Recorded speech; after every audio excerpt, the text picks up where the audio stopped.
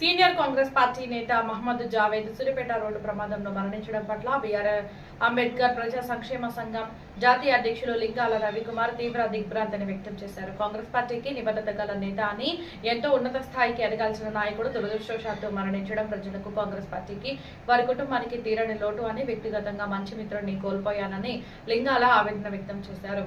వారి పవిత్ర ఆత్మకు శాంతి చేకూరాలని భగవంతుని ప్రార్థించారు.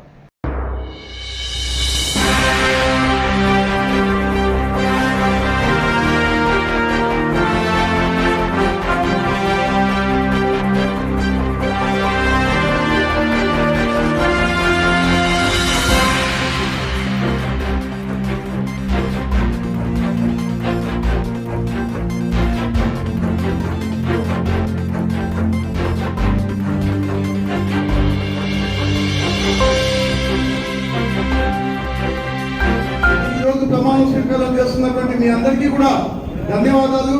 అలాగే మీ అందరికీ కూడా మంచి భవిష్యత్తు ఉంటుందని, ఏదైతే రాహుల్ గాంధీ గారు భారత్ జోడో యాత్రలో ఈ దేశంలో ఉన్నటువంటి వాళ్ళందరికీ కూడా ఎస్సీ, ఎస్టీ, బీసీ, మైనార్టీలు, సామాన్యులందరికీ కూడా కావాల్సినట్టుగా ఈ పార్టీ చేస్తుందనేటటువంటి నమ్మకాన్ని కలిగించి ఈ రాష్ట్రంలో ప్రభుత్వం ఏర్పాటు చేసి భవిష్యత్తులో ఖచ్చితంగా అదే రాజ్యాంగాన్ని రక్షించాలంటే ఖచ్చితంగా ప్రతి ఒక్క కార్యకర్త కూడా బలంగా పనిచేయాలని చెప్పేసి మీ అందరికీ మరొకసారి శుభాకాంక్షలు తెలుపుతూ ఈ అవకాశం ఇచ్చినటువంటి పెద్దలందరికీ కూడా ధన్యవాదాలు తెలుపుతా ఉన్నాను. అలాగే నగర కాంగ్రెస్ పార్టీ అధ్యక్షుడిగా నాకు అవకాశం ఇచ్చి 7 సంవత్సరాల పాటు పనిచేసేందుకు సహకరించినటువంటి ఉప ముఖ్యమంత్రి వర్యులు బట్టి విక్రమార్క గారు ఆ రోజు పార్టీకి ఖమ్మం జిల్లాలో ఎత్తికినా కానీ దొరకనటువంటి పరిస్థితుల్లో కూడా ఖమ్మం నగరంలో 60కి 60 సీట్లకు నిలబెట్టి 10 సీట్లు గెలుచుకున్నటువంటి ఘనత కాంగ్రెస్ పార్టీది.